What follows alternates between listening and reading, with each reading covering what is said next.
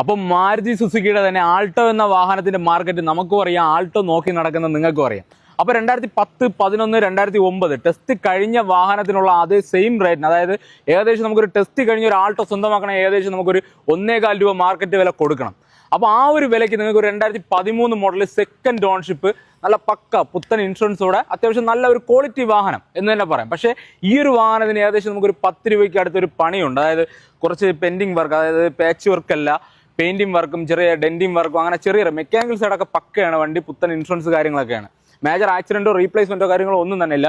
ഈ ബോഡിയിൽ ചെറിയ ചെറിയ ടച്ചപ്പും പെയിന്റിങ്ങിന്റെ ചെറിയ വർക്കുണ്ട്. ഏകദേശം നമുക്ക് അറൗണ്ട് ഒരു 10,000 രൂപയുടെ വർക്ക് ഈ ഒരു വാഹനത്തിന് നിലവിലുണ്ട്. ഇല്ല കണ്ടീഷൻ വെച്ചിട്ട് ഈ ഒരു ആൾട്ടോ നിങ്ങൾക്ക് സ്വന്തമാക്കാനായിട്ട് ഐഡിയ ഉണ്ടെന്നുണ്ടെങ്കിൽ ഈ ഒരു വാഹനത്തിന് നമ്മൾ ആസ്ക് ചെയ്യുന്ന പ്രൈസ് വെറും തുച്ഛമായിട്ടുള്ള പ്രൈസാണ്. അതായത് 1,35,000 രൂപ മാത്രമേ ഉള്ളൂ.